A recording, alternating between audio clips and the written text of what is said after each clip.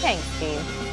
Well, the numbers are in on Obamacare, and it's not looking good, with dismal enrollment rates and more than 5 million newly uninsured after their plans were canceled. It's even mathematically seeming impossible for this law to work by many. Here to break down the numbers is Fox News legal analyst Peter Johnson. Morning, Elizabeth. You know, Obamacare has become the disease now, not the cure. More politicians are wondering, has this become the new plague, the new poison in America? And Americans, in terms of their sign-up numbers, are equaling the politicians' distaste for Obamacare. So let's look at the numbers. Sure. 7 million enrollees are needed by March 31st, 2014. Where are we? Where are we? I heard 2%. We're at 106,000. Now, that's state and also federal exchanges. Now, how many, what's the percentage? So we're at 1.5% of the March 31 goal. So right at today. This point, after all this time, we're less than 2%. We are. Goal. And the Obama administration was hoping for more than 500,000 people at this point. We're at 1.5%. And we heard testimony in Congress yesterday that they only have the capacity at this point, if the system is in fact working, to handle 25,000 people at a time. On the website. On the website. So let's see how the numbers will actually work down. In order to meet the federal government's targets, the president's targets, they need about 50,000 people.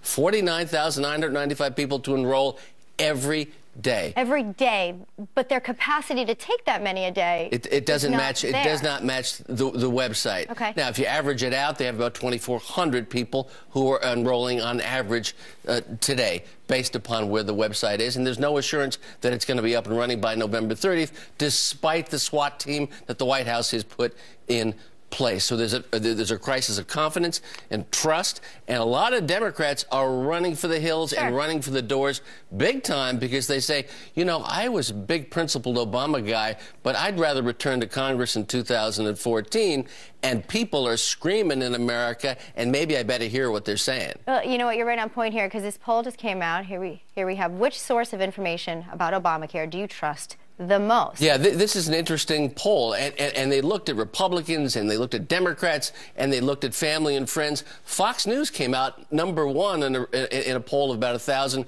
respondents about who you trust to provide truthful information about health care and Obamacare. The president was down at 11%, and Democrats were at like 2 or 3%, and the other networks are at 2 and 3% as well. We also know Quinnipiac and other polls show a trust deficit of the president in America, an 8% trust deficit, which is unparalleled.